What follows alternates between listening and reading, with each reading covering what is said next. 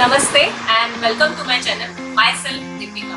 मैं आप सबको थैंक्स बोलना चाहूंगी कि आपने मेरे पहले वीडियो को बहुत ही ज्यादा पसंद किया। With in 3 days I got 91 subscribers and more than 400 views. That really is great news. इसी चीज ने मुझे बहुत ज्यादा मोटिवेट किया, उसी वजह से मैंने अपना ये सेकंड वीडियो क्रिएट किया। Thank you very much guys for the love and support for the first video. मेरा फर्स्ट वीडियो बेस्ड था स्किन केयर रूटीन में, और अभी तक अगर आपने वो वीडियो नहीं देखा है तो उसकी लिंक मैंने डिस्क्रिप्शन बॉक्स में मेंशन कर दी है। मेरा ये सेकंड वीडियो डिपेंड करता है हेयर केयर रूटीन पे। वैसे तो hair care routine is a very vast topic, फिर भी मैंने पूरी तरह से ट्राई किया है कि सारी जो भी इम्पोर्टेंट चीजें हैं स्टेप बाय स्टेप इस वीडियो में मैंने कोलेट की है।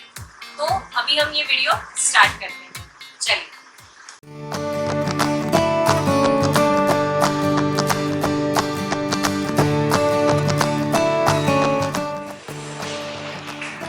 सबसे पहला स्टेप है क्लीनिंग, यानी कि हेयर वॉश।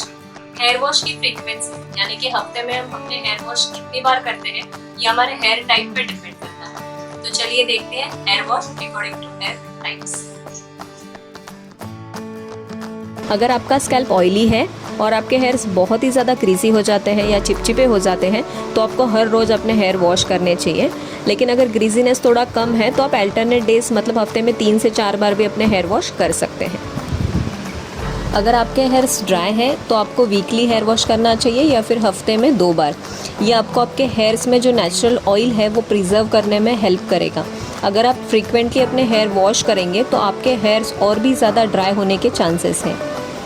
अगर आपका हेयर टाइप नॉर्मल है, यानी आपके हेयर्स बहुत ज़्यादा ड्राई भी नहीं होते और आपके हेयर्स बहुत ज़्यादा ऑयली भी नहीं होते, तो आप सच में बहुत लकी हो कि आप अपने हेयर्स अपने विश के हिसाब से कभी भी वॉश कर सकते हो। अब हम बात करते हैं शैम्पू की। मैं लॉरियल का सीरी एक्सपर्ट शैम्पू यूज़ करती हूँ, which is design to target breakage and split and.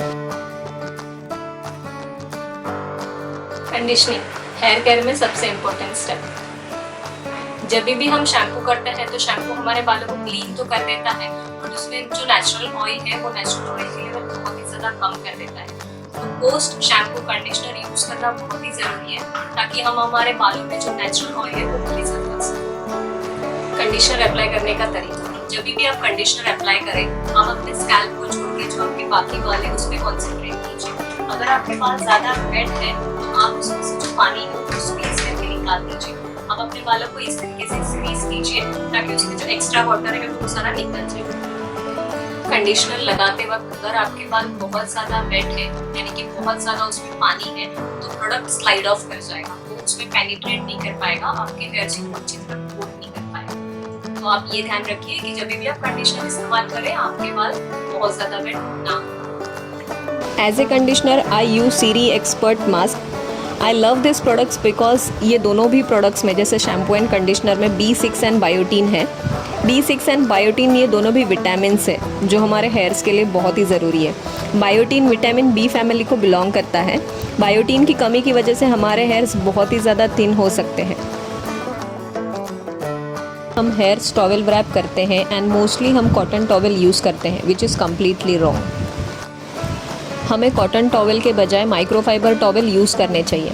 हमें माइक्रोफाइबर टॉवेल क्यों यूज़ करने चाहिए, चलिए देखते हैं। यहाँ इस स्लाइड में मैंने cotton towel versus microfibre towel के कुछ पॉइंट्स मेंशन किए हैं। अगर आप ये स्लाइड देखेंगे तो आपको पता चलेगा why microfiber towels are good to use as compare to cotton towels. वैसे तो बहुत सारे पॉइंट्स हैं, बट मैंने ट्राई किया है कि जो भी इम्पोर्टेंट पॉइंट्स हैं वो इस स्लाइड्स में मैं मेंशन करूँ। ऐसा नहीं है कि cotton towels are not good, लेकिन अगर आप दोनों को कंपेयर करोगे तो microfiber towels are much better for a good hair care. गीले बाल बहुत ही ज़्यादा कमज़ोर होते हैं, अगर इन पर कंघी की जाए तो बड़ी आसानी से टूट जाते हैं। इसलिए अगर हमें हेयर फॉल से बचना है तो जब भी हमारे बाल गीले होते हैं तो उनमें कंघी ना करें। बहुत बार हम गीले बालों में हेयर ड्रायर यूज़ करते हैं।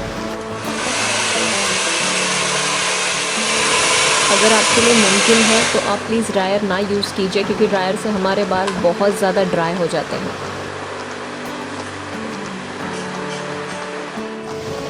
अभी हम बात करते हैं बालों को मॉइस्चराइज एंड सील करने की। ये स्पेशली उन लोगों के लिए है जिनके बाल ड्राई है। पहला स्टेप, आपको ऐसा हेयर मॉइस्चराइज़र यूज़ करना है जिसमें फर्स्ट या सेकंड इंग्रेडिएंट पानी हो। दूसरा स्टेप, आपको ऑयल यूज़ करना है ताकि जो मॉइस्चराइज़र आपने यूज़ किया है वो आपके बालों में लॉक हो जाए। गाइस, ये भी बहुत ही इंपॉर्टेंट स्टेप है in our hair care routine. इस वीडियो में मैंने कोकोनट ऑयल इस्तेमाल किया है। कोकोनट ऑयल की मदद से मैं अपने स्कैल्प पर मसाज कर रही हूँ। ज़्यादातर क्या होता है, हम हमारे हेयर एंड स्किन का ध्यान रखते रखते स्कैल्प को भूल जाते हैं। हमारे हेयर की स्ट्रेंथ, लेंथ एंड शाइन, ये सारी चीज़ें हमारे स्कैल्प पे डिपेंड करती है। अगर हमारा स्कैल्प हेल्दी है तो हमारे बाल भी हेल्दी ही होते हैं। मतलब happy scalp, happy hairs and happy we. Scalp massage करने की वजह से ब्लड सर्कुलेशन अच्छा होता है, जिसकी वजह से हमारे हेयर्स बहुत ही ज़्यादा हेल्दी रहते हैं। स्कैल्प एंड हेयर दोनों को हेल्दी रखने के लिए हमें बहुत सारा प्रोटीन इंटेक करना भी ज़रूरी होता है। मैंने यहाँ पे कोकोनट ऑयल इस्तेमाल किया है क्योंकि coconut oil moisturising and ceiling दोनों का काम करता है। ऑयल मसाज के बाद तुरंत अपने बालों में कोम ना करें। हमने मसाज इसलिए कर रहे हैं ताकि हमारे स्कैल्प एंड हेयर रिलैक्स हो जाए। अगर हम कोम करेंगे तो हमारा स्कैल्प फिर से डिस्टर्ब हो जाएगा। अगर आपको कोम करना ही है तो आप टिप से शुरुआत करते हुए रूट्स की तरफ जाइए। वैसे तो ऑयल बहुत टाइप्स के होते हैं, लेकिन अगर हेयर केयर की बात की जाए तो हम इन्हें वाइडली 2 टाइप्स में डिवाइड कर सकते हैं। First moisturising oil and second ceiling oil.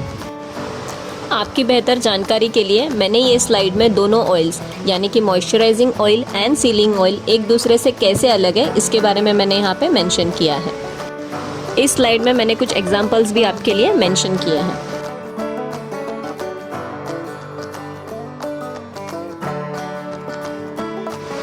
अभी हम बात करते हैं उलझे बालों की।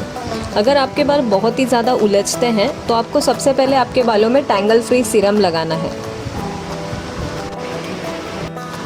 टैंगल फ्री सीरम हमारे उलझे बालों को सुलझाने में बहुत ही ज़्यादा मदद करता है। अगर हमने हेयर सही तरीके से नहीं सुलझाए तो बाल डैमेज हो सकते हैं। सीरम लगाने के बाद मैं यहाँ पे वाइड कोम टूथ यानी कि जी कोम का यूज़ कर रही हूँ। अगर आपके पास ये नहीं है तो आप पैडल ब्रश का भी इस्तेमाल कर सकते हैं। हमेशा बालों को डिटैंगल करते वक्त टिप से धीरे धीरे बढ़ते हुए आप रूट्स की तरफ जाइए। अगर आप सही तरीका इस्तेमाल नहीं करेंगे तो आपके बाल बहुत ज़्यादा और बहुत जल्दी डैमेज हो जाएंगे। तो ये हमारे हाथ में है कि हम हमारे बालों की केयर कैसे करें। आप देख सकते हैं बहुत ही ईजीली एंड स्मूथली मेरे सारे बाल डिटैंगल हो चुके हैं एंड इनमें एक शाइन भी है, वो सीरम की वजह से। सबसे लास्ट हम बात करते हैं स्टाइल एंड प्रोटेक्ट के बारे में। जहाँ स्टाइल की बात आती है वहाँ सबसे ज़्यादा यूज़ होता है वो है हीटिंग टूल। अगर आप हीटिंग टूल बहुत ही ज़्यादा यूज़ करते हैं तो उसकी फ्रीक्वेंसी कम कर दीजिए ताकि आपके हेयर्स कम डैमेज हो। और हाँ, जब भी आप हीटिंग टूल यूज़ करें तो उसकी सबसे लोएस्ट सेटिंग पे यूज़ करने की कोशिश कीजिए। अगर आप हीटिंग टूल के बहुत ही बड़े फ़ैन हो और आप इसको फ्रीक्वेंटली यूज़ करते हो तो कभी भी इसे डायरेक्टली अपने हेयर्स में यूज़ ना करें। हर बार जब भी आपको हीटिंग टूल यूज़ करना है सबसे पहले अपने बालों में हीट प्रोटेक्शन सीरम या फिर स्प्रे यूज़ करें ताकि आपके बाल डैमेज से बच जाएं। यहाँ हमने हीट प्रोटेक्शन सीरम यूज़ करके स्टाइल भी कर लिया और हमारे बालों को प्रोटेक्ट भी कर लिया।